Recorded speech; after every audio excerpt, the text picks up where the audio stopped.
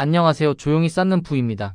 오늘은 IRP 안전자산으로 많이 고민하시는 타이거 미국 나스닥100 채권혼합 FN 플러스 미국 나스닥100 미국 채혼합 50 SOL 미국 배당 미국 채혼합 50을 같이 보겠습니다. 지금 들어갈지 늘릴지 줄일지 고민하신다면 답은 상품 이름이 아니라 판단 기준부터 잡는 데 있습니다. 안전자산 칸을 어떻게 쓰느냐에 따라 IRP 안에서 주식 비중을 생각보다 더 끌어올릴 수도 있고 반대로 마음이 더 흔들릴 수도 있습니다. 그럼 이제 시작합니다. 요즘 IRP를 열어보면 이런 마음이 자주 올라옵니다. 주식형 ETF는 더 담고 싶은데 규칙이 막고 있는 것 같고 안전자산 30%는 어쩐지 손해보는 자리처럼 느껴집니다. 그래서 채권혼합 ETF를 보면 갑자기 희망이 생깁니다. 안전자산으로 분류되는데 안에 주식이 섞여 있으니까요. 그런데 바로 여기서 흔들림이 생깁니다. 안전자산이라는 단어가 내가 감당할 수 있는 변동성까지 자동으로 안전하게 만들어주지는 않기 때문입니다. IRP는 수익률보다 지속 가능성을 먼저 보게 만드는 계좌입니다. 규칙이 있는 이유도 결국 그쪽에 있습니다. 중간에 마음이 꺾이면 세금 혜택보다 더 큰 손실을 내가 스스로 만들기 때문입니다. 그래서 위험 자산과 안전 자산을 나누는 구조가 답답하게 느껴져도 한편으로는 내 계획을 지켜주는 울타리이기도 합니다. 문제는 울타리 안에서 내가 어떤 선택을 하느냐입니다. IRP에서 주식 비중을 최대한 늘리고 싶으실수록 두 가지를 동시에 봐야 합니다. 첫째, 이 상품이 어떤 주식을 담는지입니다. 둘째, 내가 사고 팔 때 얼마나 편하게 체결되는지입니다. 이 두 가지가 흔들리면 좋은 구조를 골라도 실행에서 스트레스가 생깁니다. 투자는 결국 구조보다도 내가 끝까지 가져갈 수 있느냐로 결정되니까요. 여기서 구독과 좋아요 한번 눌러주시면 앞으로도 숫자보다 마음이 정리되는 방식으로 투자 판단 기준을 계속 정리해드리겠습니다. 지금 이 영상에서 제가 붙잡아드릴 기준은 하나입니다. IRP 안전자산 칸은 수익률을 뽑는 자리가 아니라 전체 포트가 흔들릴 때도 계획을 지키게 만드는 자리입니다. 주식 비중을 최대한 늘리더라도 그 늘림이 계획을 깨는 방식이면 결국 가장 비싼 비용을 치르게 됩니다. 그러니까 우리는 최대한을 숫자가 아니라 규칙으로 정의해야 합니다. 예를 들어 대부분의 IRP는 위험 자산 비중이 일정 수준으로 제한되는 경우가 많습니다. 이때 많은 분들이 70%에서 멈춘다고 느끼시는데 안전자산 30% 자리를 어떻게 쓰느냐에 따라 체감 주식 노출이 달라질 수 있습니다. 안전자산 30%를 예금이나 순수채권으로 채우면 계좌의 주식 노출은 위험자산 구간에서 멈춥니다. 하지만 안전자산 30% 안에 주식이 50% 들어간 혼합형을 넣으면 30%의 절반인 15%가 주식 성격이 됩니다. 그래서 70%에 15%가 더해져 계좌 전체로는 85%까지도 주식 성격을 끌어올릴 수 있습니다. 이게 혼합형을 보는 이유입니다. 다만 여기서 중요한 한 가지가 있습니다. 85%라는 숫자가 마음을 편하게 만드는 게 아니라 그 숫자를 유지할 수 있는 실행이 마음을 편하게 만듭니다. 이제 새 상품을 볼 때 먼저 같은 질문부터 던져보겠습니다. 내가 원하는 건 주식 비중 최대화인가요? 아니면 주식 비중을 올리되 마음은 덜 흔들리는 방식인가요? 둘은 비슷해 보이지만 선택지는 달라집니다. 주식 비중을 최대한으로 끌어올리는 구조만 놓고 보면 주식 채권이 50대 50인 혼합형이 유리합니다.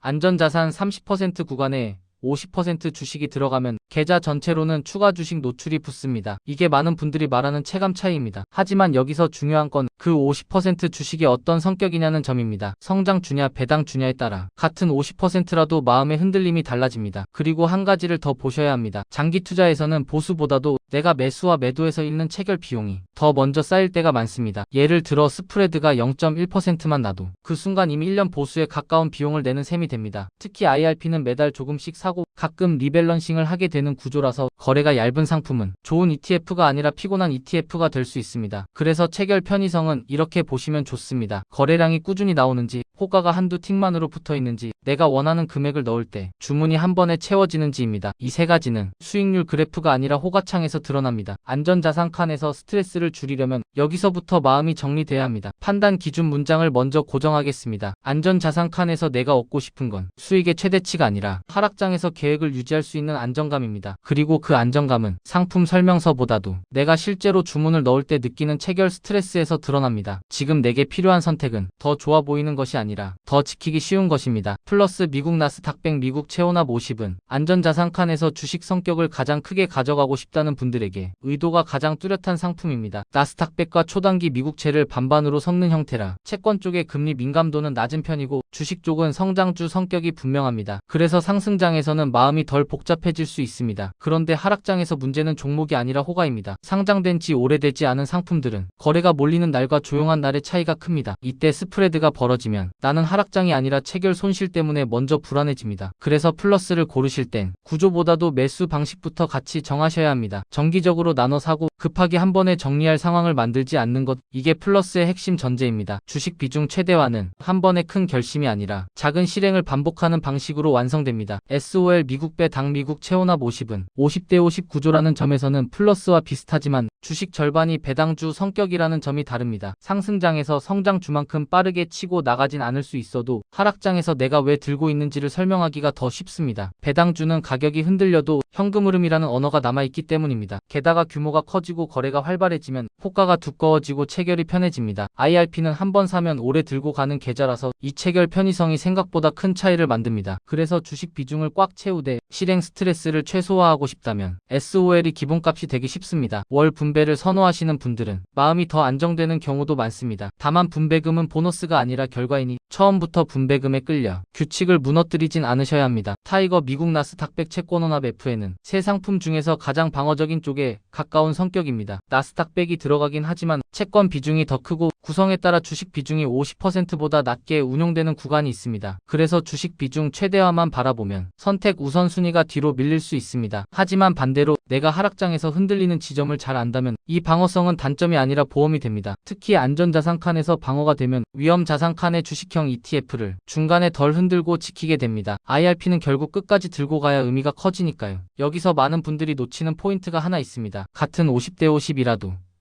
채권이 초단기냐 중장기냐에 따라 역할이 달라집니다. 초단기는 금리 변화에 덜 흔들리지만 주식이 크게 빠질 때 충격을 크게 흡수해주진 못할 수 있습니다. 중장기는 금리 환경에 따라 흔들릴 수 있지만 위기 국면에서 방어 역할이 커질 때도 있습니다. 그래서 안전자산 칸을 채울 때는 주식만 보지 말고 채권이 어떤 역할을 하도록 설계됐는지도 같이 보셔야 합니다. 이 부분이 정리되면 같은 하락을 보더라도 내 선택이 더 또렷해집니다. 리밸런싱도 미리 정해두면 마음이 편해집니다. 혼합형은 내부에서 비중이 움직이고 내 계좌 안에서도 위험 자산과 안전 자산이 섞입니다. 그래서 리밸런싱 기준이 없으면 조금만 흔들려도 지금 바꿔야 하나라는 생각이 반복됩니다. 반대로 기준이 있으면 나는 시장을 해석하는 대신 내 규칙을 확인하게 됩니다. 예를 들면 분기마다 한 번 점검한다든지 비중이 일정 수준 벗어날 때만 조정한다든지 내 생활 리듬에 맞춘 규칙이면 충분합니다. IRP는 빠른 판단보다 느린 확신이 더 강한 계좌입니다. 이제 선택을 실전으로 바꿔보겠습니다. 주식 비중을 최대한 끌어올리는 목적이 최우선이라면 안전자산 30%를 5050 혼합형으로 채우는 쪽이 방향에 맞습니다. 다만 그 안에서 성장주 성격을 극대화하고 싶다면 플러스가 체결 편의성과 심리적 완만함을 함께 원한다면 SOL이 더 자연스럽게 맞아떨어집니다. 그리고 나는 주식 비중도 중요하지만 하락장에서 계획이 무너지는 게 더 무섭다면 타이거 쪽의 방어성을 선택하는 게 오히려 주식형 70%를 끝까지 지키게 해줄 수 있습니다. 주문을 넣는 방식도 기준으로 만드셔야 합니다. 이런 혼합형 ETF는 시장가보다 지정가가 편합니다. 특히 거래가 얇아지는 시간대에는 내가 생각한 가격과 체결 가격이 달라질 수 있습니다. 그래서 저는 이렇게 권합니다. 매수는 늘 같은 시간대, 늘 비슷한 단위, 늘 지정가로, 그리고 NAV와 계리율을 한번 훑고 들어가는 습관입니다. 이 습관 하나가 장기 투자의 체감 스트레스를 크게 줄여줍니다. 나의 목표는 최고가의 사기가 아니라 계획대로 사기입니다. 마지막으로 한 문장을 다시 붙잡겠습니다. IRP에서 주식 비중을 늘리는 전략은 더 공격적으로 맞히는 기술이 아니라 끝까지 지킬 규칙을 설계하는 일입니다. 안전자산 칸에서까지 주식 노출을 얻는다면 그만큼 지키기 쉬운 구조와 지키기 쉬운 체결을 먼저 고르셔야 합니다. 그래야 하락장이 와도 나는 상품을 의심하지 않고 내 계획을 다시 확인할 수 있습니다. 오늘 내용은 정보가 아니라 선택의 형태입니다. 플러스는 주식 성격을 더 끌어올리고 싶은 분에게, 대신 나눠 사는 규칙이 있는 분에게 어울립니다. SOL은 주식 비중은 충분히 확보하면서 체결과 심리를 더 안정적으로 가져가고 싶은 분에게 어울립니다. 타이거는 최대화보다는 방어에 가까운 선택이지만 그 방어 덕분에 주식형 비중을 끝까지 지킬 수 있는 분에게 어울립니다. 결국 한 가지입니다. 내가 진짜 원하는 건 계좌의 숫자를 잠깐 올리는 게 아니라 몇 년 뒤에도 같은 행동을 반복할 수 있는 마음입니다. 정한 날, 정한 금액, 정한 행동을 지킬 수 있는 쪽으로 고르시면 됩니다. 조용히 쌓는 부, 마음이 편안해지는 투자 이야기. 이 영상이 도움이 되셨다면 구독과 좋아요로 함께 해주세요. 여러분의 투자 여정에 작은 힘이 되겠습니다. 오늘 내용은 정보 전달을 위한 일반적인 내용입니다. 최종 판단과 책임은 투자자 본인에게 있습니다. 오늘도 조용히 쌓는 부와 함께 해주셔서 고맙습니다.